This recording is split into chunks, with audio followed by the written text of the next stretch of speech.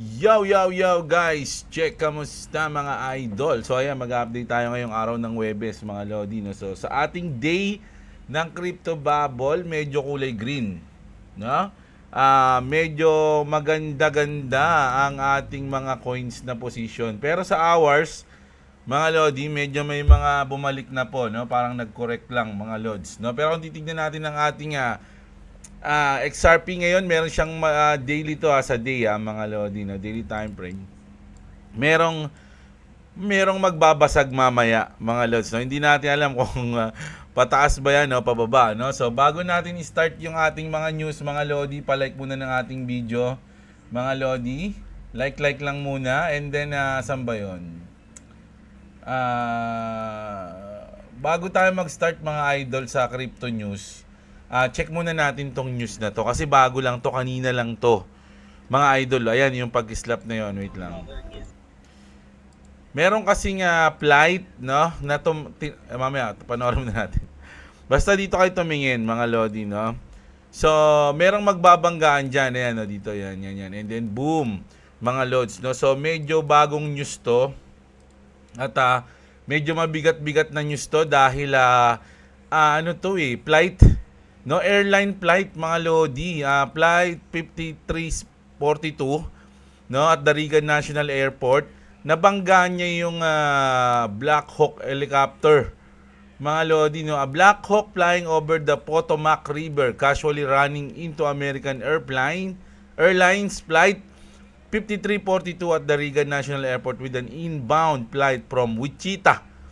New dashcam footage. So ito nga yun, no. Ito yung nangyari mga Lodi. So maraming pasahero to mga idol, no. Yung binanggit nga dito nung in-interview na, nagbigay na kasi ng pahayag yung CEO na si Robert Isom ng American Airlines, no. Nabanggit niya dito na maraming casualty mga idol, no.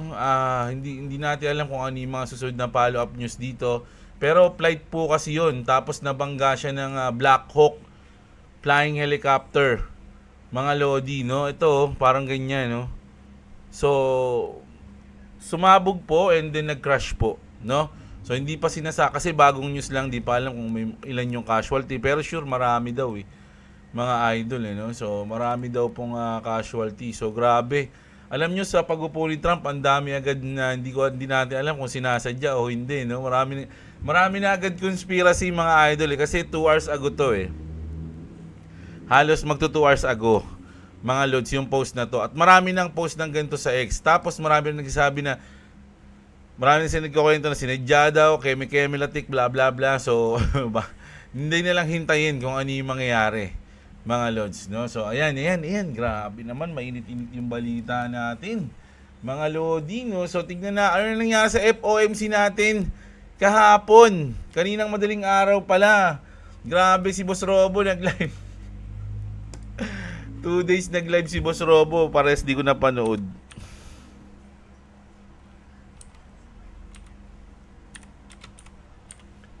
Kasi mga idol kahapon, kaya hindi tayo, dahil Chinese New Year kahapon mga Lodi, naki-New Year tayo, basag, sakit pa ng ulo ko mga Lodi, kabubuo ko lang kanina, basag ako kagabi.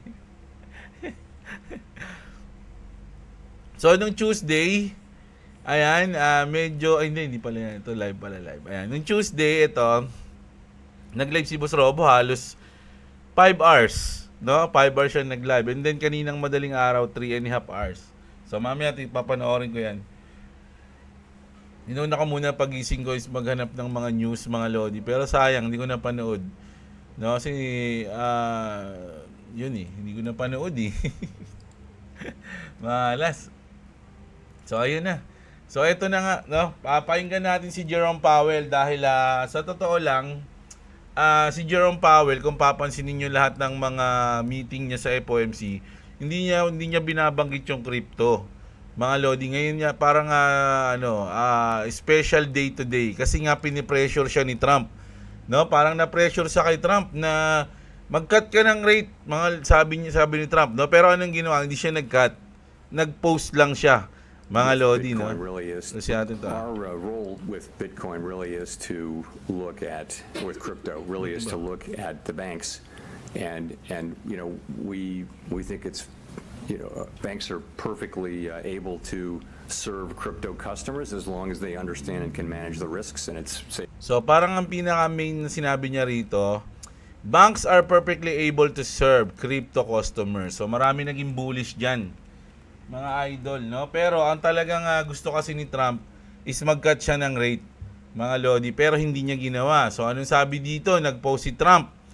Sabi dito, because Jay Powell and the Fed failed to stop the problem they created with inflation, I will do it by unleashing American energy production, slashing regulation, rebalancing international trade, and reigniting American manufacturing.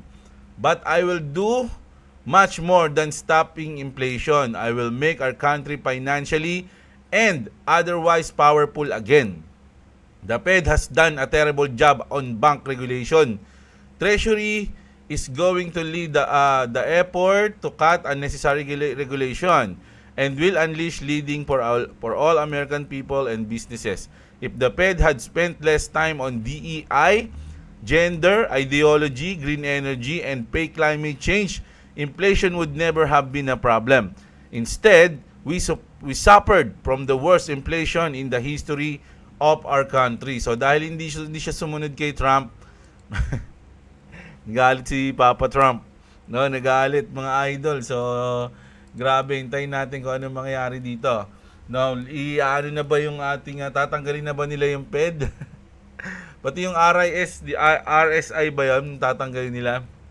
So, eto naman mga idol, no?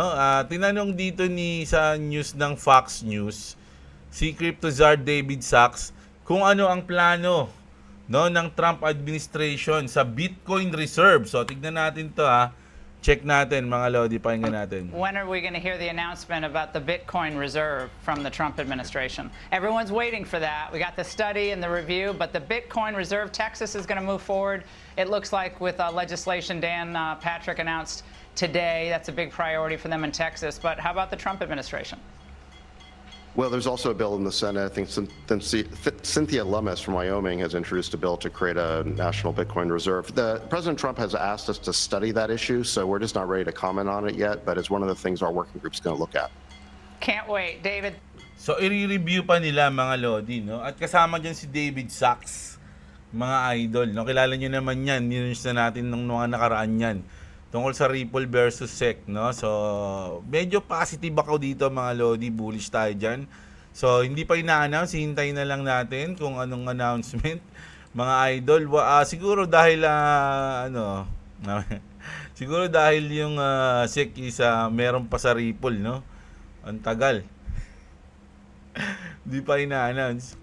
So, check natin to. Etong pattern na to, mga idol, Bitcoin, FOMC today, and the BTC chart looks like bullish megaphone.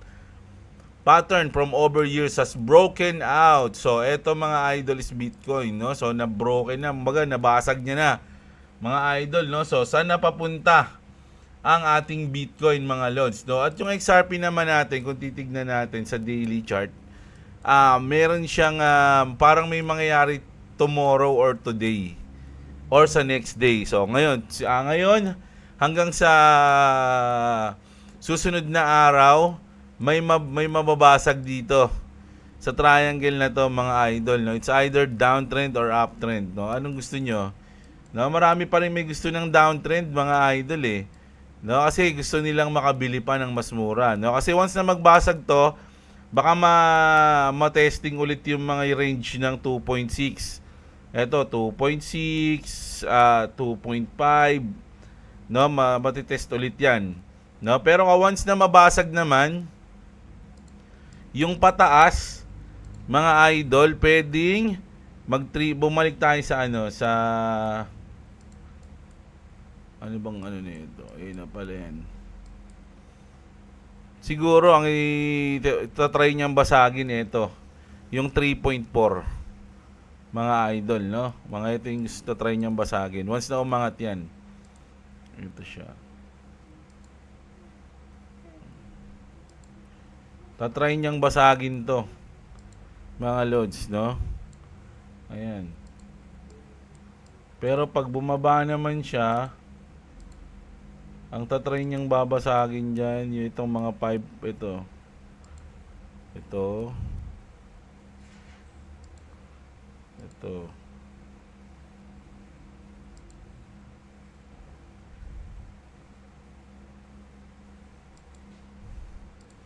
Ayan. Ayan yung mangyayari. Sa tingin ko lang sa mga susunod, mga idol, no. Once na mabasag niya tong 3.4 na to, baka mag $4 na tayo ngayong week or next week, mga lods, no. Ganun yung nababasa ko lang diyan. Sa daily natin. So hintayin natin mag-close, mga lods, no. Medyo hindi pa eh. Pero napakaliit na lang, oh. Konti na lang 'yan, oh. Ilang candle na lang to. 2 candle na lang 'yan, oh. Anong mangyayari dyan, mga idol, no? So, ayun, mga Lodi. And then, eto naman, medyo bad news to. Kasi yung Crypto.com, mga idol, one of the world's largest cryptocurrency exchanges has just announced it will delist Tether.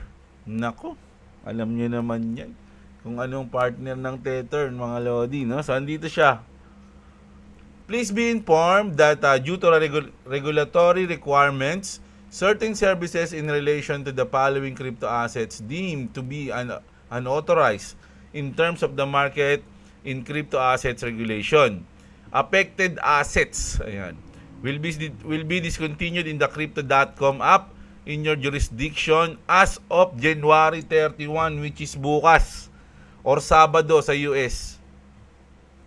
Mga idol, no? So, ito yung mga yon. Natapang 1, 2, 3. Itong DAI, ano rin to eh.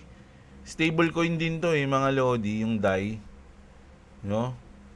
Mawawala din siya sa Crypto.com. Naku, mukhang mababa, baka bumaba yung peg nito. Mawala, no? So, 1, 2, 3, 4, 5, 6, 7. Pampito yung USDT. No, tandaan nyo sa Europe, mga Lodi, o sa UK ba yun, no? Mababan na din yung yung USDT, yung Tether. So hindi natin alam kung ano yung mangyayari once na bumagsak yung USDT. Hahatakin niya ba yung Bitcoin? Hahatakin ba ng Bitcoin yung buong market? So baka magkaroon pa tayo ng volatile ngayong first quarter ng 2025. So maganda lang kayo. Pero saya na itong dalawa. Oh. Kilala niyo ba itong dalawa na to? Mga idol, no? Si Brad Garlinghouse yan at si advisor, nakalimutan ko yung pangalan niya. So, sabi dito, so today we have good news. Any guess? Guesses? So, di natin alam kung ano yan, mga idol, no? So, alam nyo, medyo nagsasawa na rin ako mag-good news sa XRP. Gusto ko na maging bias ulit eh. Gusto ko na maging patas ulit. Mga idol, no? Marami nagagalit sa atin eh, no? Mga umiiyak eh. Umiiyak sila. So, ito na tayo. Check na natin to. Bank of America. Kaya dito ba sila masaya? Kaya ba sila masaya? Bank of America hints at crypto adoption, XRP and BTC in the spotlight. So, natatandaan niyo yung yung news natin na ano ba yun? Tanggalin na natin yung mga wala namang wala siya. Hindi ko na maalala kung anong pangalan nun.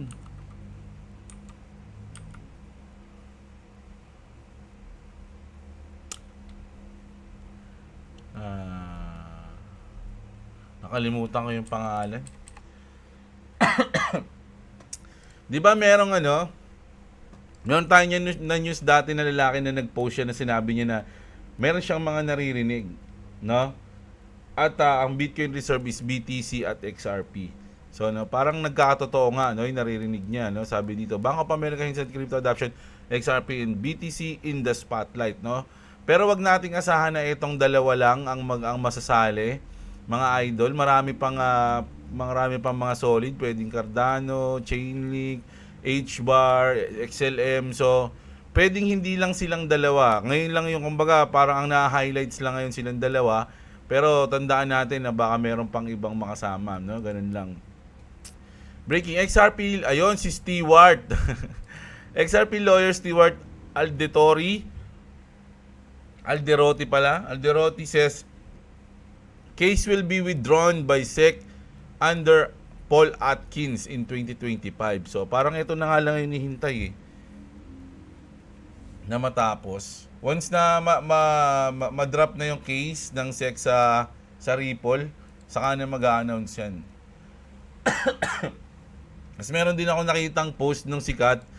Nakalimutan. Kaya lang nabura, parang binura ata niya yung post niya. Sabi niya kasi, buy XRP before Elon Musk announce it. Yun yung nakalagay. So, tas nawala yung post na yun, mga idol. So, yan lang natin. Wala na tayong pambili. So, 40% of the players of the floor are mga Lodi, winners. No? Si David Schwartz to mga idol si David Schwartz. Isa sa mga CTO ng Ripple. Mga Lodi, no? Siya yung nagsabi niyan. XRP will be a strategic asset reserve in the United States of America. So, hindi pa natin alam kung tunay ito. Mga Lodi, no? So, marami na namang may inis kasi kaya hindi na natin. Ito interesting to.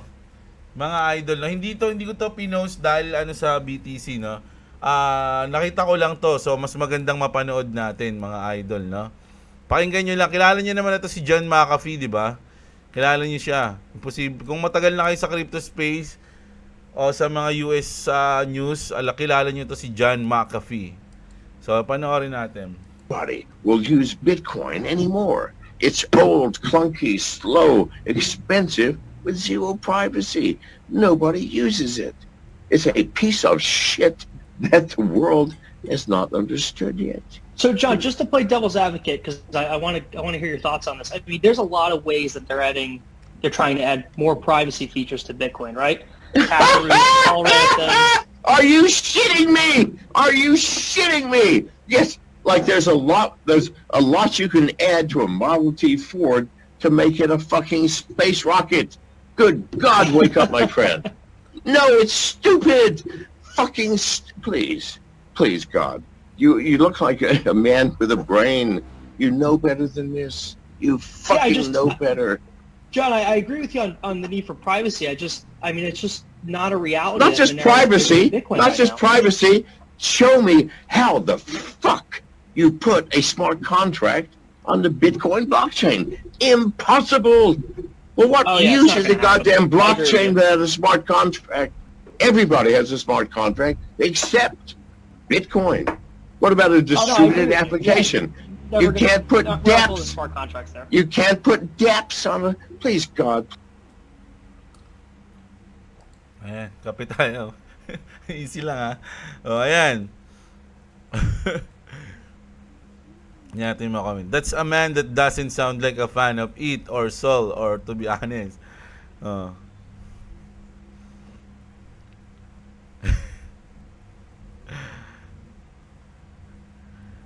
Maraming mga Lodi. Maganda rin yung mga We'll use maganda rin yung mga documentary na ito ni John McAfee. Kahit sa YouTube, mapapanood niyo yung buhay niya. No, tumakbo pa tong presidente, mga Lodi. No, kilala niyo na siguro yan, mga idol. So, ayan yung ating mga news ngayon. Alam niyo yung news natin ngayon, ang mainit talaga yung sinabi ng Fed kaganinang madaling araw. No? Kaya na madaling araw, which is sabi dito ni Jerome Powell na perfectly able to serve crypto customer, yung mga bangko daw po. No? Kaya naging bullish dun yung market. At medyo nag-green. No? Medyo nag-positive tayo. Ilang araw ng kulay red to.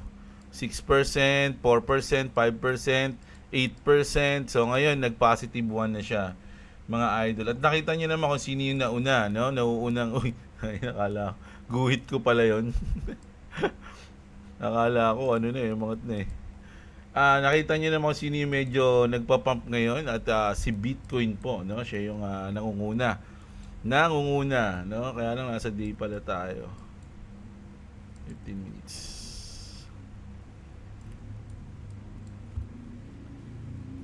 Ayan, no? So medyo solid yung ating araw ngayon, maganda. So ano bang mangyayari susunod? Pwedeng mag-pump siya ng tuloy-tuloy, mag-correction, o steady lang tayo sa ganito? Wala masyadong galaw hanggang wala masyadong news na magbabasag ng katahimikan. Mga idol, ano sa tingin nyo? Mga Lodi, no? So, comment nyo kung ano yung mga pwedeng mangyari ngayon. So, check nga muna natin yung iba. Baka kasi magtampo yung iba eh, no? Tignan natin yung Ronin. Sa Ronin, meron ba tayong bagong news, mga idol? Kuroro Wilds, place to earn event is here. So, Kuro daw to. Mga idol, no? Ano bang paanong laro to? Maganda. Ano na ako sa mga kinukuhang laro ng Ronin eh. Makaluma kasi. Forgotten Wizard Runes. Axie tayo, Axie.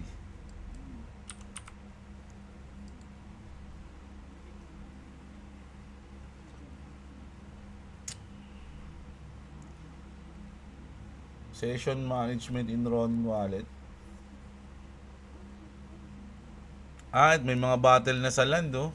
Welcome to Axie Land Battle Season 1. Fight to be the best and for eternal glory in this very first season of Axie Land Battles. We want to congratulate the 750 plus players that played on the test season. Season 0. Oh, ayan, oh. So, umatake ba to? Yung malaking katawan. Sa mga nagtatanong, no, kung buhay pa ba yung Axie. Sa mga nagtatanong kung may kita pa sa Axie, meron po, no? Meron pong kita sa Axie, mga idol. Dahil maraming way para kumita ka sa Axie, mga idol, no? Pwedeng bounty, yung mga tournament doon, yung mga pwede kang mag-stake, no? Itong mga to. At sa mga hindi lang sa Axie Infinity Game, marami ring mga games sa Ronin Network na may profit, mga idol, no? Sa mga may gusto lang dyan. So, hindi ko man lang nakita to kahapon, no? Medyo alam nyo mga Lodi, dapat nag-i-enjoy pa rin kayo kahit nagki-crypto kayo, ah.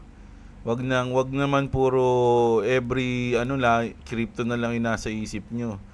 Dapat nag-i-enjoy din kayo, mga idol, no? Enjoy the journey, sabi nga eh. Enjoy the journey. So, ayan, no? So, mga idol, bukas na lang ako babawi sa inyo ng comment ko, ha? Mga Lods, no? Kasi medyo masakit pa yung ulo ko, nakaka-recover pa lang ako ngayon. At bukas, balik na ulit tayo sa normal, mga Lodi. Everyday ulit tayo, medyo mahaba na naman yung video natin simula bukas, mga idol. So, bukas kita-kits na lang tayo. In-update ko lang kayo ngayon kahit medyo maiksi lang yung video natin. Sana enjoy nyo pa rin. So, ayun lang, mga idol, no? So, huwag nyo kalimutang i-like yung video natin, mga Lodi. Kita-kits bukas. Magandang araw sa inyo, mga kapatid. At What's up? Subscribe to feel Papa better about his head. So like and subscribe to me and my dad. Just subscribe to make him head feel better. bye. Bye.